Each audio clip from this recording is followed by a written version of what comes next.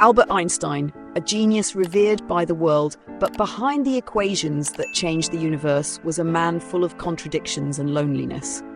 Today's story isn't just about the man who discovered mc², it's about the side of Einstein few ever see. If you enjoy raw, thought-provoking stories about brilliant minds, stay with us till the end. Albert Einstein was born on March 4th, 1879 in the city of Ulm in the German Empire. From the very beginning, he was unlike any other child. When he was born, his head was so large that his mother, Pauline, was terrified and thought he might be deformed. The family was relieved when his head gradually took on a normal shape, but the peculiar signs continued. Einstein was an extremely quiet child. While other children began babbling, "Mama, Papa," young Albert remained almost silent. Years later, Einstein recalled, "I would quietly repeat whole sentences to myself before saying them out loud." He didn't start speaking until the age of 4, and only at 7 could he form complete sentences. Some relatives even suspected he was intellectually disabled. Young Einstein was not sociable and didn't enjoy playing with other children. Instead, he had a deep inner world, a place where everything was observed carefully and pondered as if it were magical. He was fascinated by seemingly small things. An old compass, gifted by his father, left him in awe, wondering why the needle always pointed in the same direction. A mysterious invisible force that he couldn't see but knew existed. From that moment on, Einstein began questioning the obvious and formed the lifelong question: why does the universe work the way it does? His strange quietness, absent-minded appearance, and unconventional thinking made him an outcast among peers and a concern for teachers. But behind those dreamy eyes lay a sharp mind, constantly observing, questioning, and imagining. Perhaps it was this very oddness that sowed the first seeds of the genius Einstein would become. As a child, Albert Einstein didn't fit the mold of a well-behaved student. He didn't believe in the teacher speaks, the student listens, nor did he find joy in repetitive rote learning. For Einstein, school felt like an intellectual prison where thinking was standardized and creativity was stifled. At primary school in Munich, Einstein often argued with teachers, not out of defiance, but because he wanted to understand why things were the way they were. When forced to memorize definitions, he asked, "Why should I learn like a parrot when I can explore the essence of it myself?" Teachers labeled him disrespectful and difficult, but in truth, he was simply demanding something the education system couldn't offer: the right to question. Einstein once wrote, "Rote memorization kills creativity. The education system should not turn students into empty bottles waiting to be filled with knowledge." His stubbornness, independent thinking, and inherent pride made him isolated. He had few friends. Sports classes were a nightmare, while abstract philosophy sent his mind flying thousands of miles away. Yet this very solitude became fertile ground for growing great ideas. Einstein didn't accept truths just because adults said they were true. In his eyes, every rule could be questioned. This wasn't rebellion. It was the instinct of a mind born to break boundaries. At age 17, Albert Einstein entered the Swiss Federal Polytechnic School, ETH Zurich, one of the few institutions at the time flexible with backgrounds and open-minded enough to welcome those who refused to bow to dogma. With messy hair, distant eyes, and unconventional thinking, Einstein was not the top student in class. But he was the one who asked questions that made even professors fall silent. There, Einstein met Mileva Marić, a remarkable woman.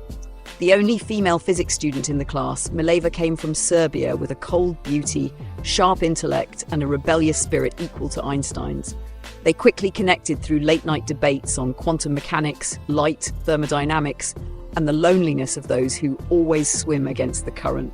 Their relationship was not just romantic, but intellectually symbiotic. Einstein once wrote to Mileva, "You are my colleague, my partner in thought. With you, my mind comes alive." They dreamed of a life dedicated to science, a home filled with books and ideas. Some unofficial accounts even suggest Mileva helped Einstein draft his early papers, including the manuscript for the special theory of relativity in 1905. Sadly, her name never appeared on any official publication. To this day, debates linger. Was Mileva a forgotten force behind history or merely a silent supporter of genius? Their love was deep but also fraught. As Einstein rose to fame, financial strain, differing worldviews and lifestyle clashes pulled them apart. Mileva faded into the background, while Einstein stepped into the spotlight, entering the golden era of his research career.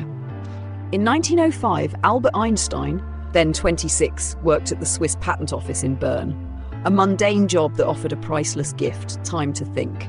Unburdened by academia, without a lab, title, or university post, Einstein spent his evenings at the kitchen table, writing ideas that would forever change the world of physics. That year is known in history as Annus Mirabilis, the miracle year. In just 12 months, he published 4 groundbreaking papers, each worthy of a Nobel Prize. And Einstein did all this before earning his PhD. First, he proved that atoms truly exist by explaining Brownian motion, the random movement of tiny particles in a fluid.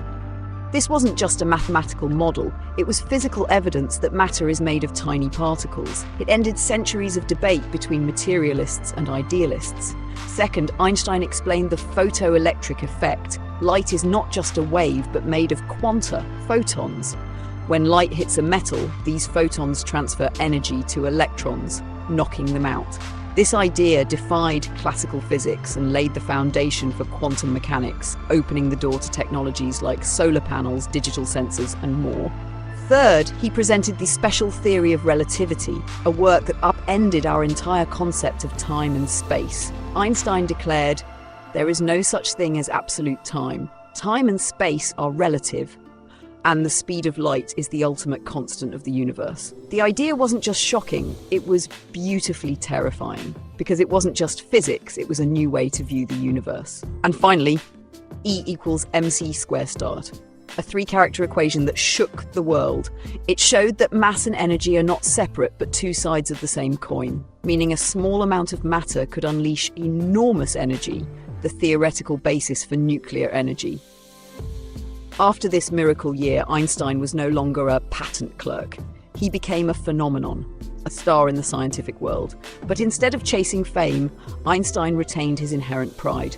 He declined many titles, never forced himself into formal wear, and even skipped the 1921 Nobel Prize ceremony. Why? The prize wasn't awarded for relativity. It was still too controversial. Instead, the Nobel Committee chose the photoelectric effect, the less dangerous theory. Einstein accepted it as inevitable, neither overly joyful nor hiding his subtle sarcasm in later letters. Yet Einstein's life wasn't just about science. He spoke boldly for peace, justice, and human rights. When Hitler rose to power, Einstein, a Jew, left Germany for America and vowed never to return. In the US, he condemned racial segregation, befriended black intellectuals, and openly supported the civil rights movement. At one point, the FBI even monitored him, suspecting him of communist leanings. Still, that strong and proud ego led to a morally complex decision. In 1939, fearing Nazi Germany might build an atomic bomb, Einstein signed a letter to President Roosevelt urging the US to develop nuclear weapons. Though he never directly joined the Manhattan Project, his letter helped ignite the path to Hiroshima and Nagasaki. Einstein later bitterly admitted, "Had I known the Germans would not succeed in building the bomb, I would never have signed that letter. It was the greatest mistake of my life." After the war, Einstein became a global icon. He declined an offer to become president of Israel, saying he lacked political skill. Instead of power, he chose simplicity, biking around Princeton and pondering a unified field theory until the end of his life, a dream he never realized. Behind the halo, though, Einstein's personal life was fractured. His marriage with Mileva ended bitterly. He later married his cousin Elsa, but continued to have numerous affairs. Notably, Einstein was known as a distant father. He dismissed his son's life choices and even called his son's marriage an act of insanity. His independence, towering ego, and devotion to science often placed family second. Einstein died in 1955. The doctor who examined him without the family's permission removed his brain for study, hoping to find the source of his genius.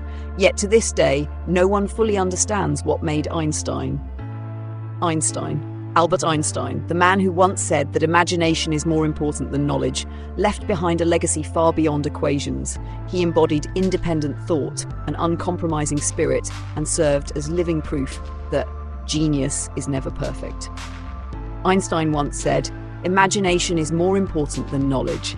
And perhaps it was imagination that lifted him to greatness, but also pulled him away from the human connections he needed most. If this story gave you something to think about, give it a like, subscribe, and hit the bell so you won't miss upcoming stories about the world's strangest minds. Who should we cover next? Drop your thoughts in the comments below.